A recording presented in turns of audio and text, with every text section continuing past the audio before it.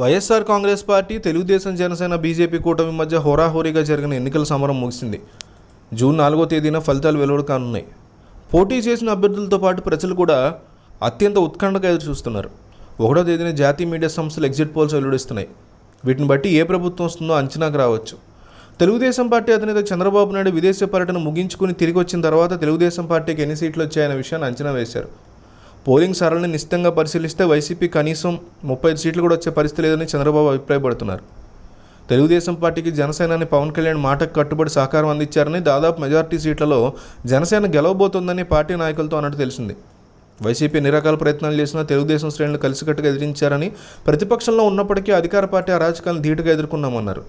అందుకు మాచర్ల, తాడిపత్రి సంఘటనలు ఉదాహరించారు. కూటమి ప్రభుత్వం ఏర్పాటు చేయడం ఖాయమని రాజకీయ విశ్లేషకులు అభిప్రాయపడుతున్నారు. పోలింగ్ సరళిని పరిశీలిస్తే వారు వన్ సైడ్గా జరిగిందని, ప్రజలంతా గుమ్మనంగా వ్యవహరించారని, వాళ్ళు అలా వ్యవహరించడానికి కూడా కారణం ఉందన్నారు. ఫలానా పార్టీకి ఓటు వేసామని చెప్తే ప్రత్యర్థి పార్టీ నుంచి కేసులు, గొడవలు, ఇతరత్వ అల్లర్లు జరగడానికి అవకాశం ఉందని భావించి వీరంతా ఓటు ఎవరికి వేశామనే విషయాన్ని బహిరంగపరచలేదని విశ్లేషిస్తున్నారు. మొత్తం 175 అసెంబ్లీ నియోజకవర్గాలకు గాను తెలుగుదేశం, జనసేన, బీజేపీ కూటమి 120 సీట్లకు పైగా గెలుపుతుందని అంచనా వేశారు. 4వ తేదీన ఫలితాలు వస్తే కానీ వీరి అంచనాలు సరైనవా కాదా అనేది తేలుతుంది. అప్పటి వరకు ఎదురు చూడాల్సి ఉంటుంది. అయితే మరోపక్క ఆంధ్రప్రదేశ్లో గ్రౌండ్ రియాలిటీ ఎలా ఉంది అనే దాని మీద కూడా డిస్కషన్లు నడుస్తున్నాయి. పవన్ కళ్యాణ్తో కలిసి చంద్రబాబు నాయుడు నెల 31న ఉండవల్లో తన నివాసంలో పోలింగ్ సరళ మీద పూర్తి స్థాయిలో చర్చించబోతున్నారు. పోలింగ్ జరిగి 18 రోజులు అవుతుంది ఇప్పటికి. కాబట్టి గ్రౌండ్ లెవెల్ నుంచి పూర్తి సమాచారం తెప్పించుకున్న ఇరువురు నేతలు దాని మీద లోతైన అధ్యయనం చేస్తారంటున్నారు.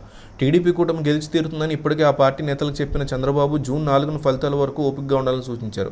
జనసేన, టీడీపీ కలిసి ఫలితాల విషయంలో పూర్తి స్థాయిలో రివ్యూ చేసిన తర్వాత కౌంటింగ్ గురించి చర్చిస్తారంటున్నారు. ఈ భేటీలో బీజేపీ రాష్ట్ర అధ్యక్షులు దగ్గుబాటి పురంధేశ్వరుడు పాల్పంచుకున్నారు. పోలింగ్ రోజున జనసేన, టీడీపీ, బీజేపీ పూర్తి కోఆర్డినేషన్తో పనిచేసి మంచి ఫలితాలు సాధించాయి. అదేవిధంగా కౌంటింగ్ రోజున కూడా కోఆర్డినేషన్తో పనిచేయాలని కూటమి పార్టీలు భావిస్తున్నాయి.